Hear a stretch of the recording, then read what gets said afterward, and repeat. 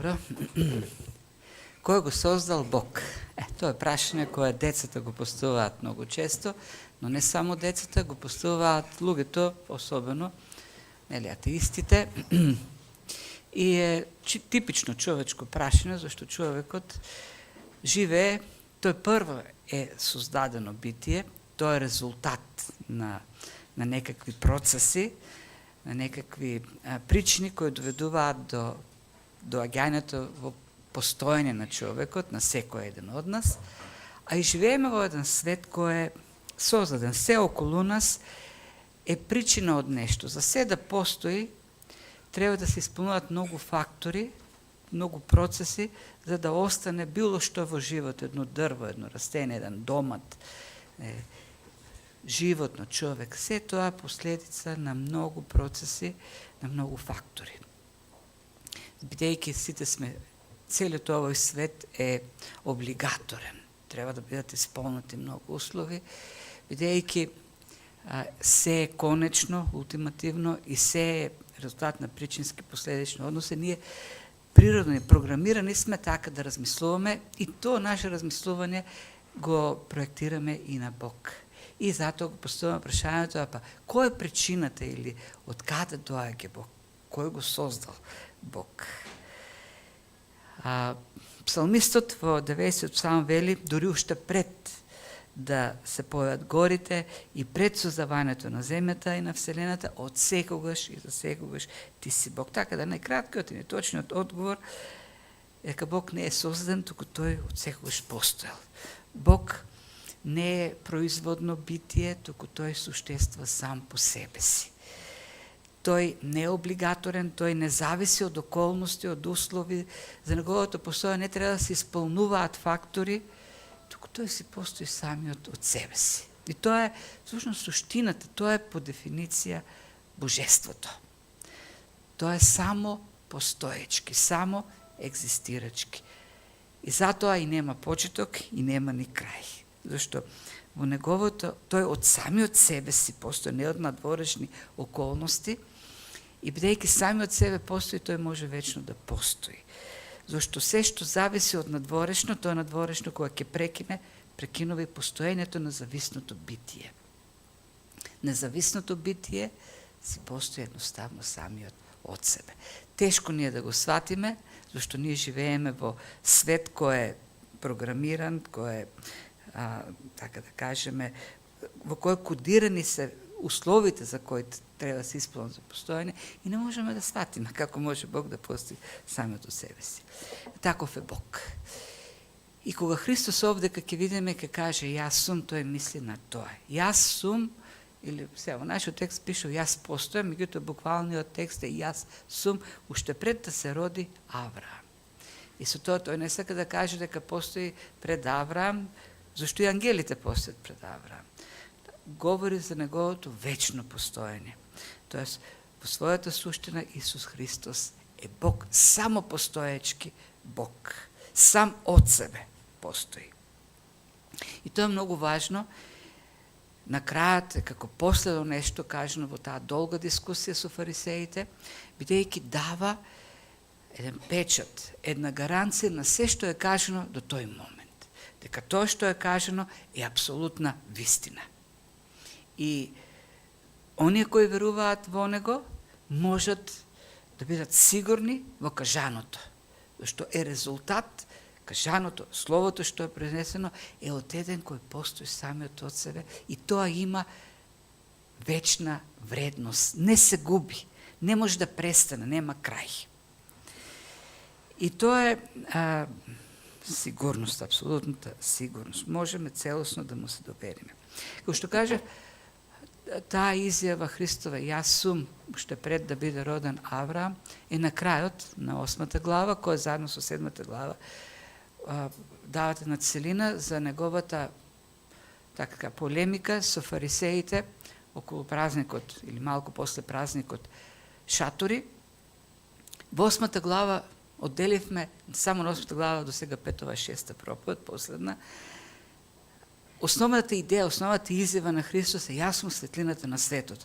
Зашто сака да кажа светот е во темнина, а роб е на темнината на гревот, Христос е тој кој доаѓа и го ослободува човекот од тоа робство, давајќи му светлина. И фарисеите пак, кои се спротивставуваат на тоа јасно откровено од Христос дека тие се робови на гревот и се во темнина, велат, не, ние сме потомци на Аврам, телесни потомци на Аврам. Христос им дава аргументи, неговата аргументација е: вашата телесна врска не ве прави вистински потомци и вашите дела на крајот на кришата покажуваат дека не сте потомци на Авраам. Вие ги немате делата на Авраам. Вашите дела покажуваат дека имате вие друго духовно потекло, тоест вие сте деца на ѓаволот. И тоа е последното што е кажано од Христос во текстот кој го разгледавме досега, и сега гледаме како се одва понатаму таа дискусија на тоа сериозно откровение кој го дава Христос: вие сте чеда на ѓаволот, им вели.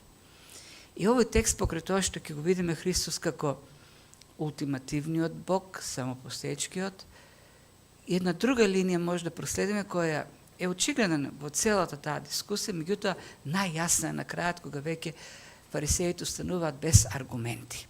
И може да видиме како Бог, отелотворен во Христос, води полемики, како разговара.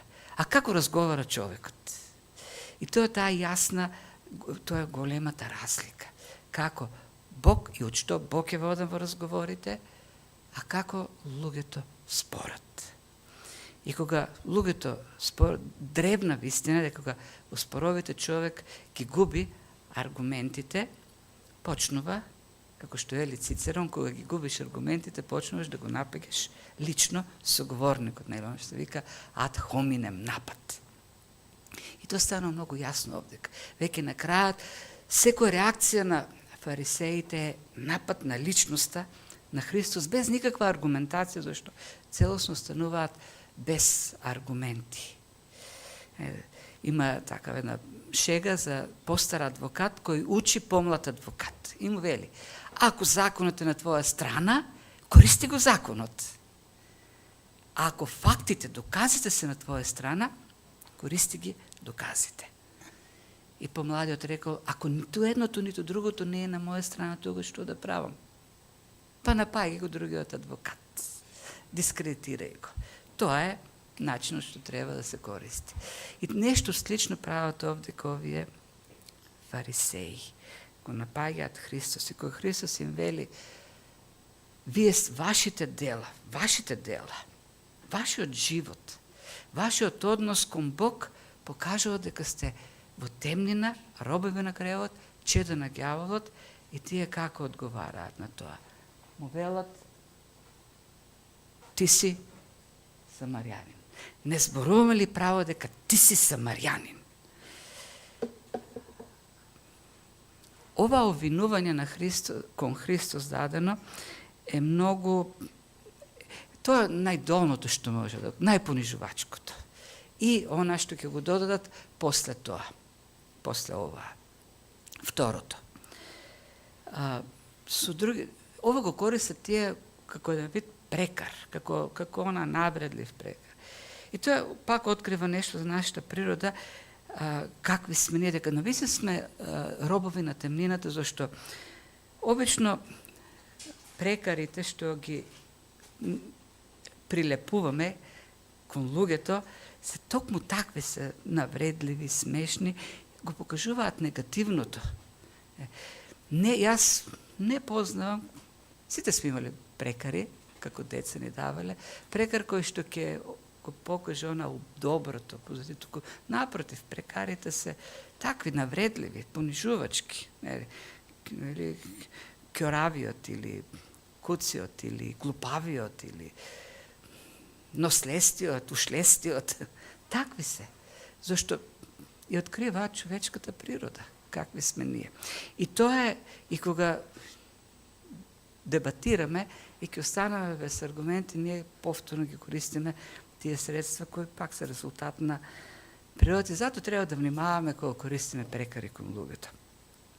Христос го нарекува самарјанин. Знаете, малку овдека фарисеите наликуваат како сите нас, посебно како децата, кога ќе почне да се карат и ќе кажат ти крадеш. Ама другиот кажа, ама и лажеш.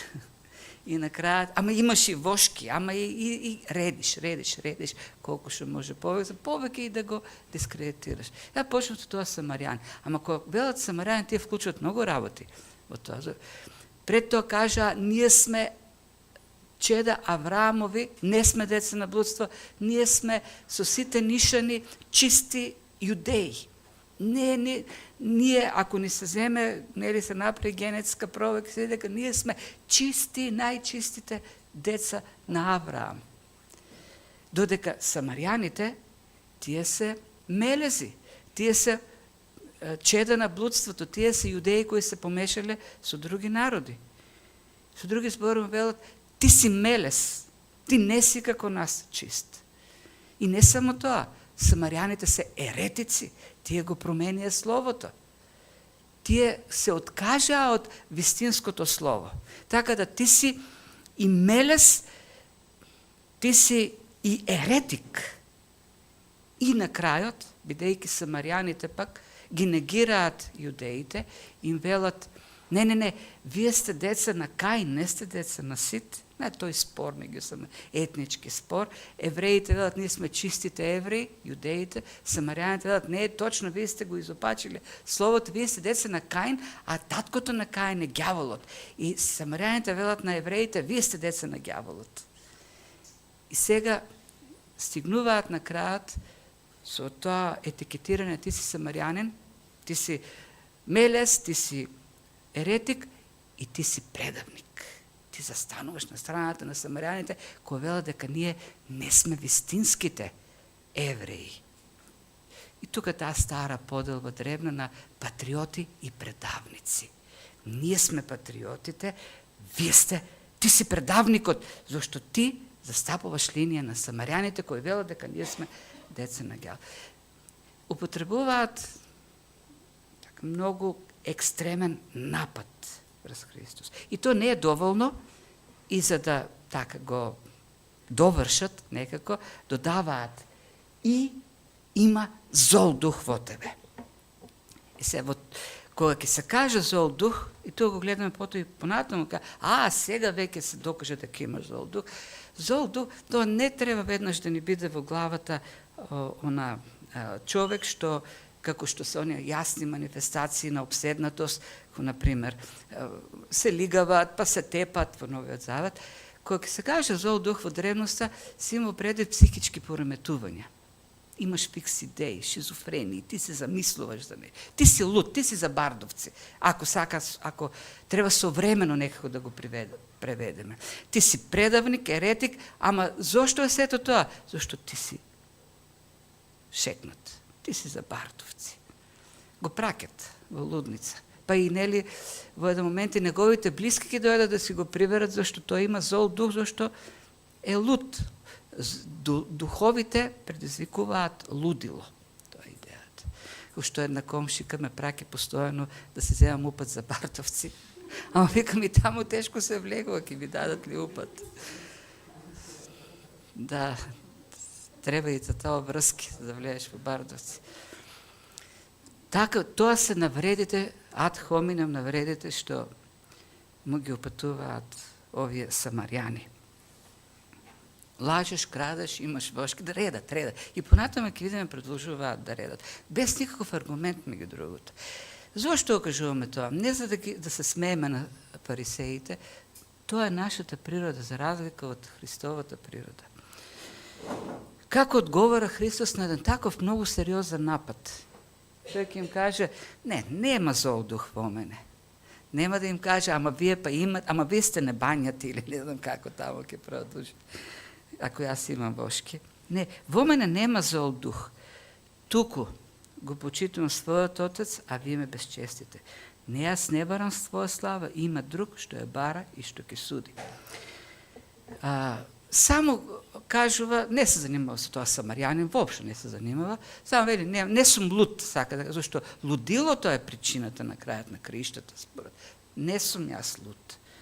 не сум. Има друга причина поради која што јас ги говорам тие и начинот на кој што ги говорам тие работи. И мојата цел на крајот на кришта е сосема друга. Мојата цел не е да ве навредувам, повредувам, не е да го добиам спорот за да го добиам спорот. Имам јас сосема друга цел во се тоа што го говорам. И се малку овдека тој како да ги игнорира сите тие напати и се содав печто како да не ми е гајлев и се што зборите за мене. И вака, размислувајќи за Христос, зашто има многу сериозни конфликти, со многу сериозни обвинувања кон него, а па има многу сериозни вистини открива кон фарисеите, си мислам кога си легнувам навечер, спиел ли, си можел ли да заспие, зашто деликатни се многу овие. Тој кажува многу работи, кон него се кажуваат многу работи. И кога има такви ситуации, знам дека и меѓу има такви, кога имат разговори така по-комплицирани, во кои што ќе кажат работи кои не треба да ги кажат, или ќе им бидат кажни работи кои не им биле кажани. Некои не може да спијат, размислуваат за тоа навечер. И јас размислувам. И кога доаѓа тој им велат, јас размислував и не спиев за тоа што го кажа, си велам, добро да е така, зашто и тоа е и дел од проповедта луѓето да бидат поттикнати да размислуват. Зашто ако не размислуваме, тоа може да значи дека или сме апсолутно со совршена совест, пак или пак сме безчувствителни. Сметам дека Христос не беше безчувствителен. Христос е совршениот човек кој живеел на земјата. Нема посовршено, зашто Бог, Божествената личност живее во тој Христос како Богочовек. Тој најдобро ги разбира чувствата на човекот зашто ги создал. Нема кај него безчувствителност. Не знам дали не спил и размислувал навечер, меѓутоа тука јасно открива мотивот зашто одговара така. Тој одговара така зашто неговата цел во дискусијата не е да се докаже тој. Не е да го добие спорот. Тоа е, јас имам само една единствена цел, а тоа е да го прославам Отецот. Не е во прашање мојата слава. Не е во прашање вие мене ме безчестите, вели Христос. Тоест ме понижувате, конеш крајно ме понижувате. Јас не се занимавам с тоа, зашто мојата работа, мојот единствен мотив во разговорот е да се покаже славата на Отецот. И не се занимавам јас да навлегувам во вашите обвинувања, во вашите навреди, зашто има еден кој суди. Отецот е тој кој суди. Тој ги испитува срцата на луѓето и на крајот тој оној кој што го прославува човекот. Како што и пишува во 1 Самуил, јас ќе ги прославам оние кои мене ме прославуваат.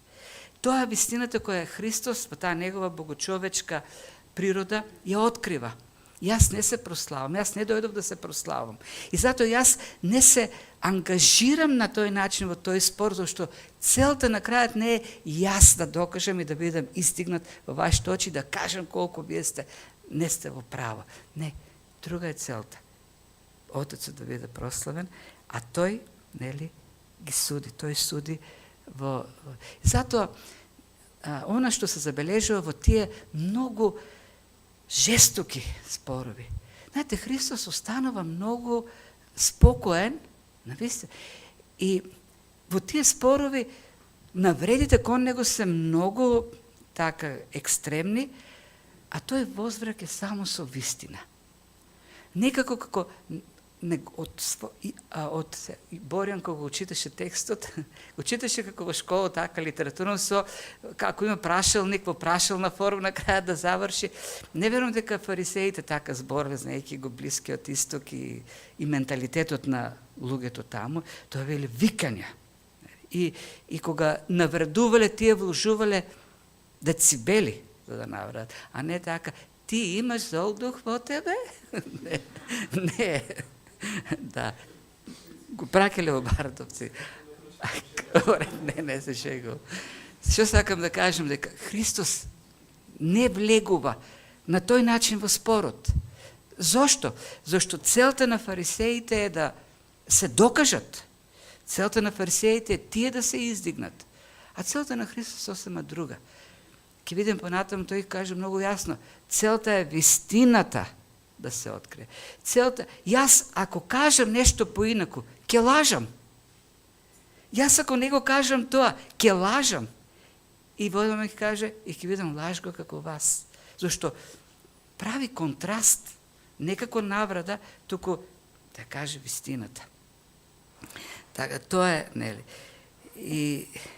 И продолжи, и откако веќе им кажува која е неговата, да, така беше, тоа е. Дека неговата цела Отецот да го прослави, и сега додава еден момент кој како да отстапува од тоа. Се, јас не додава за мојата слава, ама сега пак кажува како доаѓа спасението. И тоа два пати. Вистина ви велам. Кој ќе ги запази зборовите мои, нема да види смрт довека. Ај сега пак моите зборови. Обично вели зборовите на Отецот, а сега кажува моите зборови. Но претходно предупредува дека целта не е тој да се прослави. И кога ќе го каже тоа, ова сето, тоа е уводот кон она, јас сум уште пред Авраам да се роди, да ја покаже својата божественост. Меѓутоа, тоа е прекинуван преку цело време. Тој нема можност да се искаже. Тоа е само почеток на она што следи, што ќе треба да биде на крајот кулминацијата. Јас сум. Тоа е како има такви новинари, прават емисии, се пресудат како кавгаджи, што интересот луѓето сакат да гледат кавги, пак ќе кажем, тоа е природата на човекот. Водителот збори 90% од емисијата, а гостинот 10%. Прекинувани се на секој втор збор, така го прекинува цело време Христос. Ке го каже ова, што сака да каже? Тоа е спасението. Јас ви велам, ова што ќе ви го кажам сега, не е за да јас се издигнам. Ова што ќе ви го кажам сега, дека моето слово спасува од смрт, е за да го прославам Отецот. Зашто нема друг начин за спасение, освен преку Христос кој е светлината. Тој доаѓа, неговото слово дава светлина. Оние што ќе го пазат, имат вечен живот. И секако кога Христос овдека го кажува ова, не мисли на физичка смрт, зашто и Авраам и пророците и тоа ќе го кажат фарисеите, умреа. Говори за духовната смрт. И кога и при тоа потреба да многу така силно зборче за тоа запази, кој значи да се зачува, ама да се чува како богатство. Кога нешто е скапоцено, се поставува стражари да го чуват таа скапоценност. И ние велиме со едно толку цело време да го гледаш тоа, што е многу скапо, многу е важно.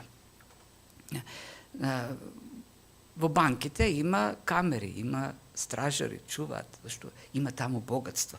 Тоа е идејата на зборот запази. Тако, со едно сериозно внимание, една одговорност да се зачува, зашто е скапоцено. Големо богатство е тоа.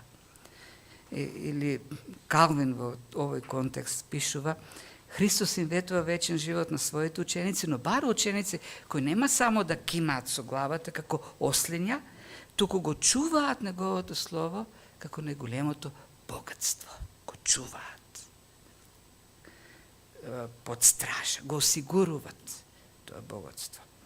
Да не го загубат, туку да го живеат, да го имат во своето срце. Да не биде изместено од нивните умови, од нивните души, од нешто друго кој не е богатство, а е ѓубре, а изгледа може би како богатство во светот.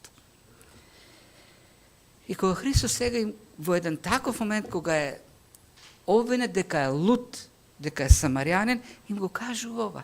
И пак им го кажува не за да ги исклучи, туку повторно да ги повика на вера на спасение. Како на понуда. Моето слово, јас ви велам, не ја барам мојата слава, барам славата на Отецот. И ви велам, зашто тоа е вистината, зашто ако не го кажам, и ако кажам спротивно, ќе лажам. Моето слово е тоа кое што дава вечен живот. И при тоа, не само за евреите, и за самарјаните, и за сите други. Нема друг начин човек да живее вечно.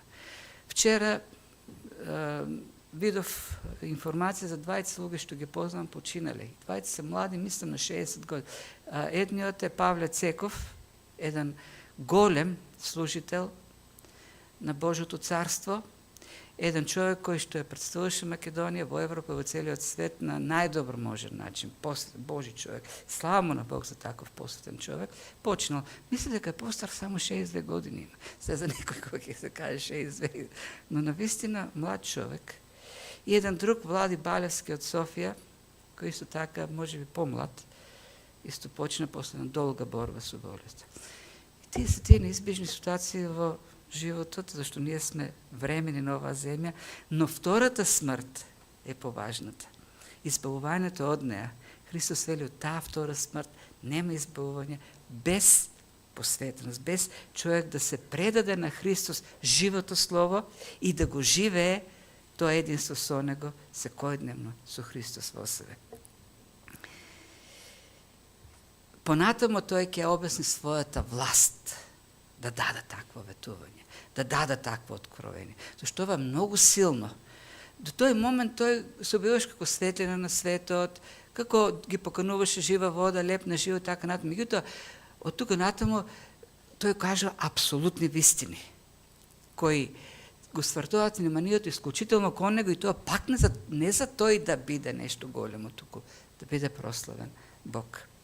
И како го разбират сега овие фарисеите, лесните луѓе? Па тие го разбират телесно. И му велат, ако до сега немавме аргументи дека ти си луд, ова сега докажува дека ти си луд. Кој нормален човек ќе даде таква изјава? Зашто и Авраам, и другите пророци го слушаа словото на Отецот и пак умреа. А ти сега доаѓаш и велиш, твоето слово сега ќе нас заштити од смрт. Од ова поголема лудост нема. Од поголем доказ дека ти си шекнат нема. Пак одат на таа линија, да навредуваат, да повредуваат. Сите умреа, Епнан си забеган. И тоа покажа пак доказ е, она што цело време Христос им го отвори. Вие сте во робови на темнината. Вие сте во својата телесност ограничени и не можете да ги видите духовно работите, зашто телесниот човек не може да ги разбере духовните работи. Телото на човекот или човечкиот ум е противен. И кога кажува противен, сака да каже е спротивставен, се бунтува, војува против Словото на Бог, против оно што Бог го открива. За да можете да ги разберете тие работи, треба да дојдете кај мене, ги повикува Христос. Треба да поверувате во мене. Да дојдете кај мене како светлина која што ќе ве ослободи од темнината и ќе ги сватите тие работи. Зашто духовните работи нема да се сватат додека не се искусат.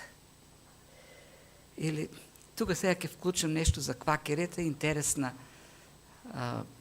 интересна заедница, или движење кој се појавува во средината на 70-тиот во Англија, како неминовност некаква се појава, Бог го дозволува тоа, зашто тоа е период во Англија кога црквата, големите умови, теолошки, запаѓаат во една сува теологија без животот, на личната жива врска со Бог. Се претвара се во некаква теологија, доктрина, теорија. И овие квакери доаѓаат харизматичко движење, мистично, и секојаш кога има една таква крајност се појава другата крајност, и они говорат за внатрешна светлина. Тоа е основата на нивното учење, внатрешна светлина, тоа е едно директно водство од Светиот Дух. Но она што е кај нив така интересно велат, она што го знаеме мора да биде лично искуство, искусено од како вистина божествена, за да ја знаеме или да ја разбереме. Ако не ја искусиме во живата врска со Бог, ние не ја знаеме. И има вистина во тоа. Има разговор запишено за еден квакер и еден типичен англиски христијанин од тоа време, однос на молитвата. Едниот искажал сомнеш и квакерот го прашал: добро, ти колку често се молиш? И тој рекол: па никогаш не сум се помолил. Па како тогаш може да говориш за молитвата, кога никогаш не си се молил? За да говориш за молитвата треба да ја живееш, да ја искусуваш, да го искусуваш. Тоа е проблемот со фарисеите, очигледно тие немаа живот, она што им го кажува Христос. Вие немате живот со Отецот. Вие сте мртви во темнината, вие сте робови на гревот, вие не сте деца на Бог. Природниот човек изгледа, на природниот човек Божите работи му изгледат како лудост. И да, кој беше, некој кажуваше пред некоја недела, во среда или четврток, луѓето не гледат како на луди. Да, нормално е луѓето да не гледаат како луди. Нема да е нормално ако не гледаат како такви. Зашто верата во Бог е лудост за овој свет. Христос, Синот Божи, вечниот, го нарекоа луд, го праќаа во лудница. Нормално е, зашто телесниот човек или телесниот ум е противен, се спротивстава, војува против Божјата вистина. И како одговора Христос, пак нели, кога му велат: што ти поголем ли си од Авраам? Па од словото го слушаа словото на Отецот и умреа, а сега твоето слово ќе ги држи сите во живот. Конечно, всушност велат: еве доказ дека ти си луд. Тоа има ли поголем доказ од тоа? И Христос како одговора? Пак не враќа, нели, за тие обвинувања, туку пак на неговата поента. Вели: и со тоа праќа порака на мотивот на фарисеите, зошто така ја водат дискусијата. Од што се поттикнати тие? Јас, вели, во никој случај не сум поттикнат од копнежот за слава. И ако се славам сам, тогаш славата моја ништо. И тука го потреба зборот кој значи прашина, паря, суета. Тоа е значењето на зборот суета. Ништо, празнина, нема никаква содржина. Она варијанта, нели, грчка на еврејската суета на суетите. Оној кој ме прославува е мојот Отец, за кого вие велите дека е ваш Бог. Вие не го познавате, затоа така говорите. И пак продолжа со откривањето на вистината. Вие не го познавате, а јас го знам и сега.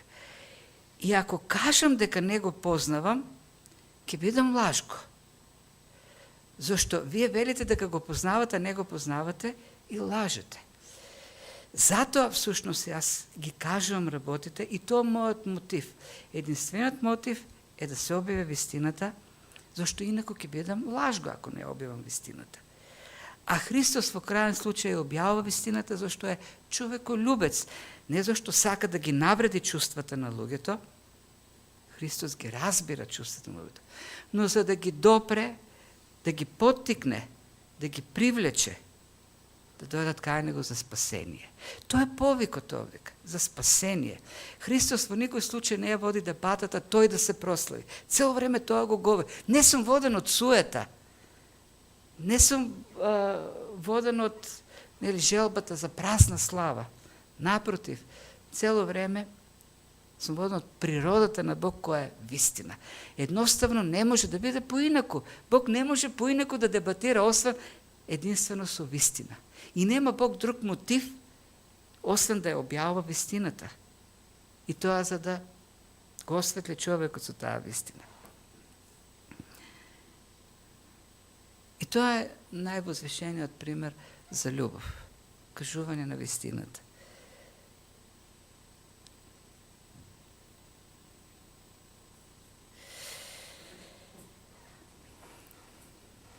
И продолжува, нели, враќајќи се на аргументот со Авраам, минатиот пат говоревме, ако Авраам, всушност сака да им каже, беше овде ке се зарадуваше, или кажа всушност Авраам, таткото ваш би се зарадувал да го види мојот ден, и го види и се зарадува. И не кажа кога било тоа, кога го видел и кога се зарадувал. Јас мислам дека зашто контекстот е не само Авраам, претходната реченица, претходнијата тема беше пророците, сите во Стариот Завет, нели, умреа. И Христос овдека дава една поширока слика, скајќи да каже, сите свети, старозаветни свети, нивната надеж беше поставена кон Избавителот. Адам и Ева излегоа од Еденската градина со надежта во Избавителот, оно што ќе дојде и ќе ја смачка главата на змијата. Јов се надеваше на Избавителот кој ќе дојде и ќе застане на земјата. Таа надеж го видоа пророците и се зарадуваа на Избавителот. Михеј го виде градот каде што ќе се роди и се зарадува. Исаја го виде. Понатаму самиот Христос ќе каже дека Исаја видел неговата слава и зборувал за него. Тие го видоа. И тоа беше нивната надеж, тоа беше нивната радост со вера. Па тоа е 11 глава на Евреите. Нивната вера во невидливото, на тоа се радуваа. Заради тоа се откажаа од многу работи, зашто гледаа кон таа надеж, кон Избавителот. И тоа е на целата книга Евреи, Христос како Избавителот. И тие сите старозаветни свети се представени како некои кои гледаа кон него. И сега наблюдуваат, како сведоци, како постапуваат луѓето кон Христос, како се однесуваат, кога веќе дојде неговиот ден. А тие го очекуваа и се радуваа на неговиот ден. Аврам излезе од Ур Халдејски, поверува, и тоа му се прими како оправдание, гледајќи кон потомството, него му беше ветено потомство, избавител од тоа потомство. Тој со радост гледаше на тој ден и го виде со вера тој ден.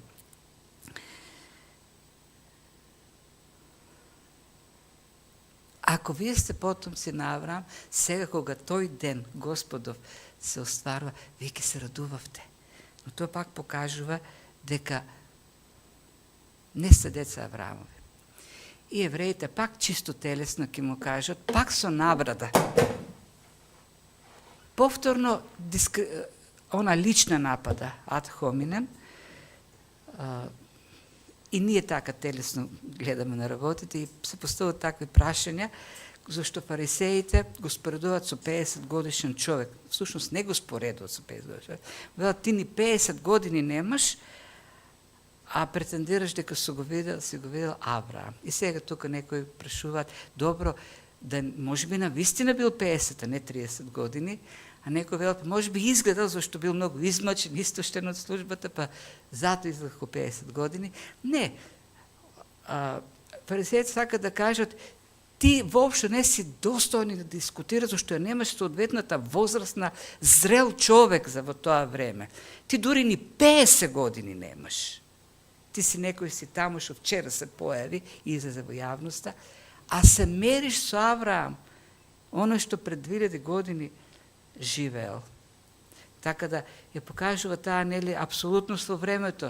Ни 50 години не си живеел на земјата, кои се според нивни стандарди пак нешто за да бидеш зрел и да дискутираш. И тоа пак напад кон неговата личност.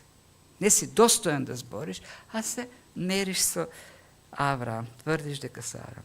И тоа е моментот сега кога Христос, она до што сака да ги доведе, кажува, јас сум, вистина, повторно 2 пати во овој краток текст повторува, вистина ви велам, јас сум, во нашиот текст јас постојам, на оригиналното јас сум, уште пред да се роди Авраам. И ова е храбрата, најдиректната, најсилната изјава на Христос од сите изјави. Да, тој има кажано, јас сум светлината на светот, јас сум лебот, ќе каже, јас сум добриот пастир, јас сум патот, вистината, вратот и така натаму. Меѓутоа овде како го вели, јас сум, без никаква друга додавка, веќе говори за едно апсолутно јас сум, апсолутно постоење. И фарисеите разбраа, зашто и каже, јас сум светлината на светот, не кренаа камења, но кога каже, јас сум, и веќе направи директна врска, без никаков додаток, веќе директна врска со Јахве, кренаа камења. Зашто нема поголемо богохулство од тоа. Зашто во другите ситуации тој се представуваше како некаков син и така кој врши во, но веќе во момент вели јас сум. Јас сум, тоест Бог во апсолутната смисла на зборот. Јас сум Јахве. Јас сум тој кој што говореше со Мојсей. Јас сум тој кој што склучи завет со Авраам. Јас сум тој кој што го оправда Авраам. Јас сум тој кој што ја држи заветната врска или однос со народот. Јас сум. Тоа е храбра изјава. Еден германски теолог вели, ова е несмелата изјава, зашто таа кажува, каде што сум јас, таму е Бог. Каде што сум јас, таму Бог живее, говори, делува, одлучува, љуби, избира, простува, страда, умира. Тоа е изјавата јас сум. И во тоа јас сум е содржано ова, што сум го напишал, асиите, една латинска фраза за Бог, од две зборчиња составена а и се. Кој најбуквално може да ја преведеме од себе. И се користи за збор, се користи за Бог. Асити, тоест сам по себе, сам од себе. Внатрешно, без надворешна зависност. Бог суштества самиот од себе. Тоа е суштината на таа фраза. Кога се откри Мојсей на Бог на Мојсей, се откри една грмушка и пишува дека тој подадок е даден таму, дека тој оган гореше, не догоруваше. Се во ова создание е облигаторно. И се што е живо зависи меѓу другото од воздух. За да има оган, треба да има воздух. Меѓутоа не само тоа, еден оган добива енергија од нешто, треба дрво да гори, тоа дрво согорува. Меѓутоа тој оган таму не согоруваше. Грмушката си остана како што си беше. Тој оган не користеше од грмушката, тој си самиот од себе си гореше. И тоа теофанија таму. Тој оган беше Бог, Бог во вид на оган се појави. Во тој сам по себе неизгаслив оган, тоест асеити оган, сам по себе си гореше. И тоа е суштината на Бог. Зошто ќе видиме, зошто го кажам тоа, што врзан со овие изјави што ги дава Христос дека за себе. Големи изјави, револуционерни. Бог е самопостоечки. Тој не зависи од надворешна енергија. Од самиот себе си постои. Не е зависен. Човекот и се што овдека на земјата е зависно. Имаше почетокот на 90-тите години, имаше популарна книга, преведуваа на секда од цел свет преведе. Мислам дека и во Македонија преведе. Тогаш ја живеев во Бугарија и тamo имаше како се рекламираше како бестселер. Нулан, мислам се викаше хирургот од Јел, напиша книга Како човек умира и додаток, рефлекси или размислувања на последната животна глава. И во таа книга тој го објаснува процесот на умирање на човекот. И 6-7 причини за умирање. Значи има таму мозочен удар, срцев удар, рак, старост. Во сите тие ситуации што се случува со човекот. И оние физички, биолошки процеси. И го нарекува човекот во таа книга, од многуте дефиниции што можеме да ги изведеме, го нарекува облигаторен аероб. Тоест, на крајот на криштата, основната причина за смртта е недостиг на кислород.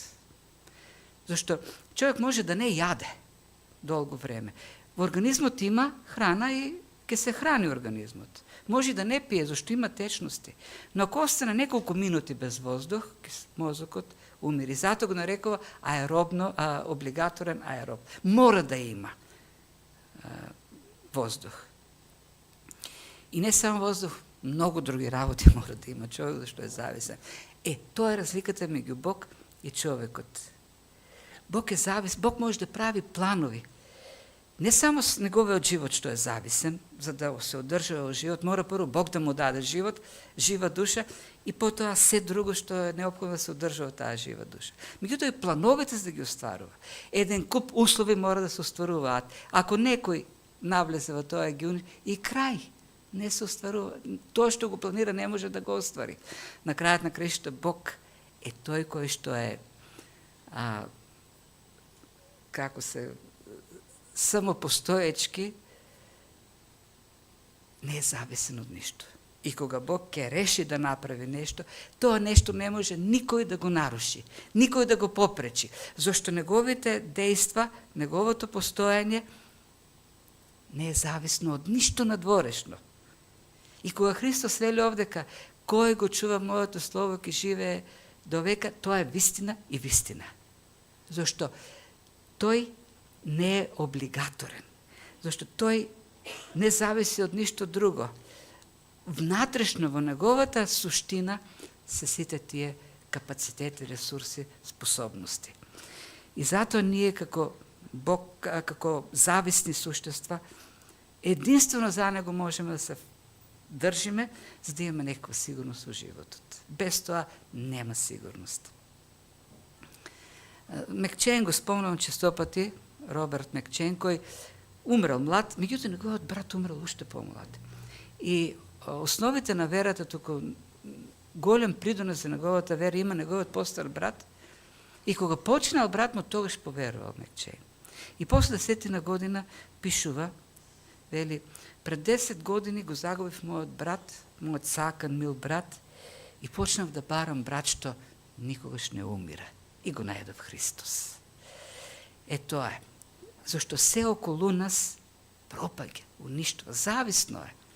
Единствено, Бог е тој кој што постоил, постои.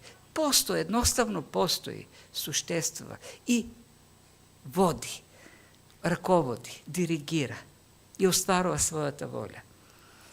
И единствено, само во верата во Христос, во неговото слово, ние имаме сигурен живот. Зашто ние сме огреани од Христовата светлина, за да се раководиме од верата која не просветлува, а не од гледањето со физичките очи. Зашто и физички очи остануваат слепи.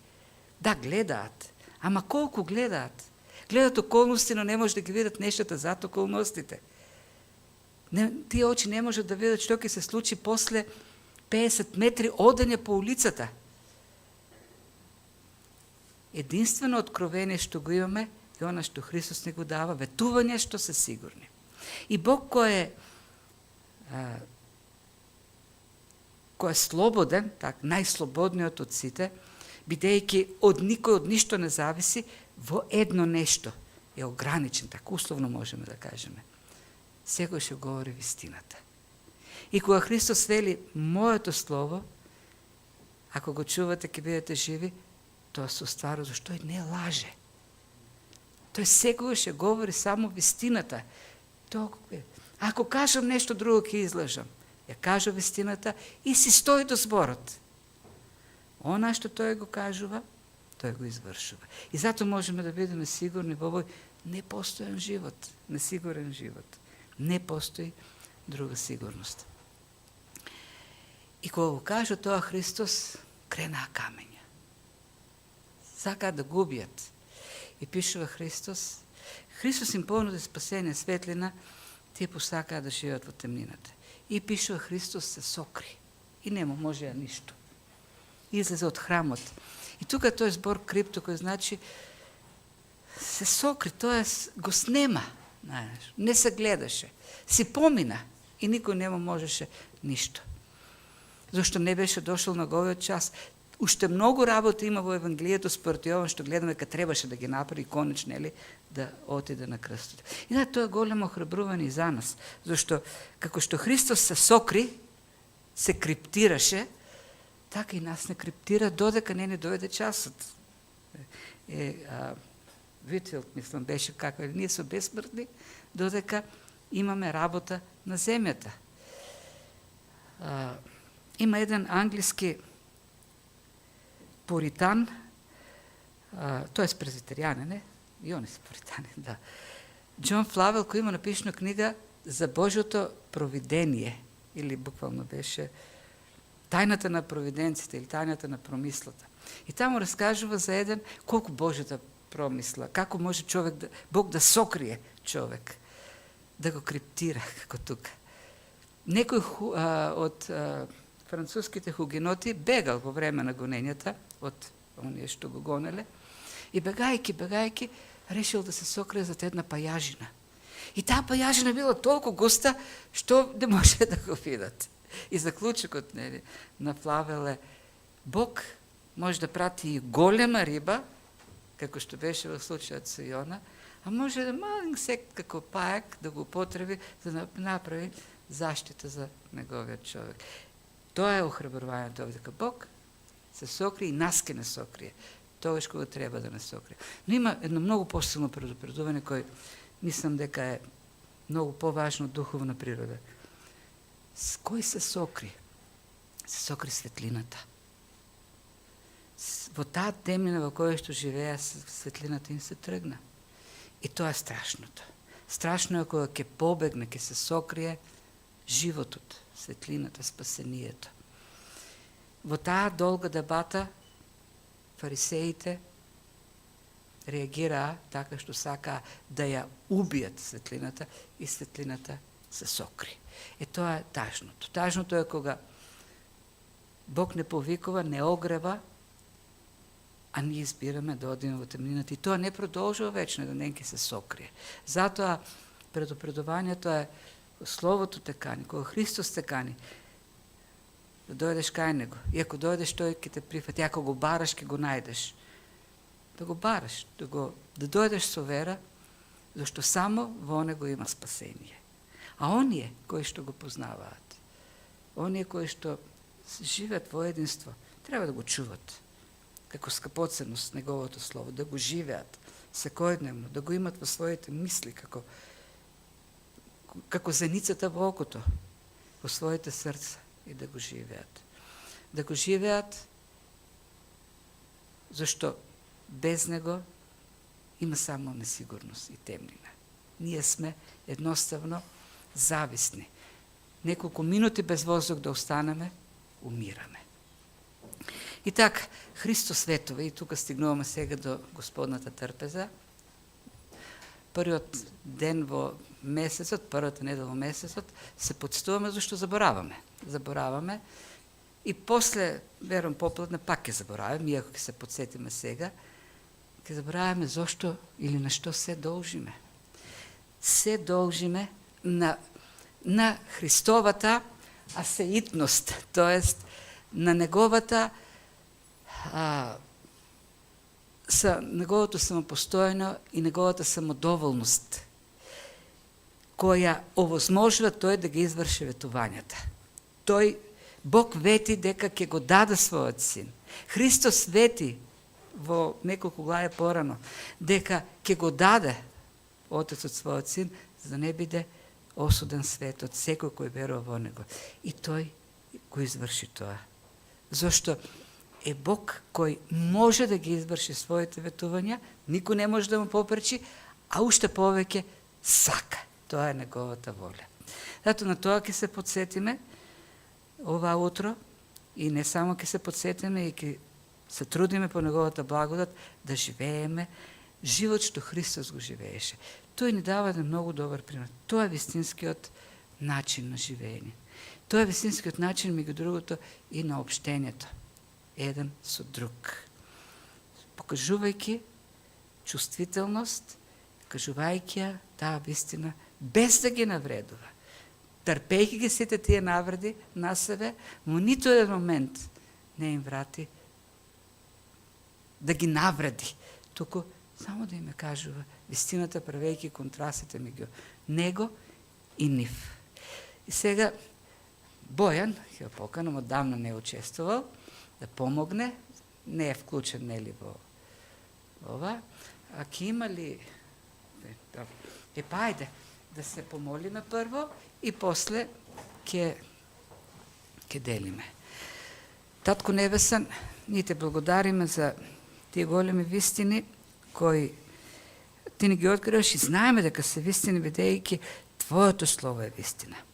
А знаеме дека е вистина, бидејќи Твоето Слово не греши. Бидејќи Твоето Слово се потврдува и во нашето искуство, и во историјата, како совршена вистина.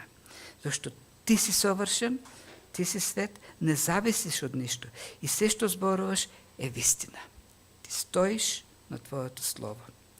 Затоа, Татко Небесен, ние Ти се восхитуваме Тебе. Те величиме, Ти благодариме. Ти благодарам за сите тие ветувања што ги имаме, за таа сигурност што имаме. И таа се должи на Твојата верност, на ветувањата и на Твоето дело на крстот. Ти кој што вети дека во Тебе имаме живот, го потврди со тоа што умре за нас, да не избавиш од смртта и да не го дадеш тој живот. И ние сега се посветуваме. И се молиме, бидејќи сме недостојни, зависни, слаби, грешиме, се молиме сега повторно Ти да не обновиш внатре во Духот преку Светиот Дух, да не очистиш, да не облечеш со Твојата правда.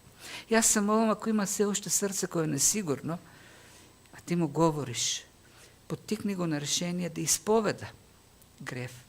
Ако Господи не те познава, да те побара во своето срце, а Ти таму да му дадеш увереноста, спасението, оправданието, кое што му е потребно.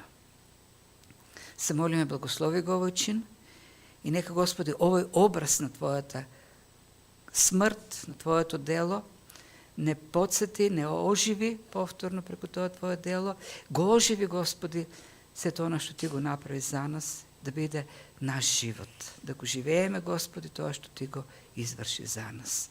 Твојата смрт и воскресение да биде наша реална смрт од гревот и нов живот во Тебе.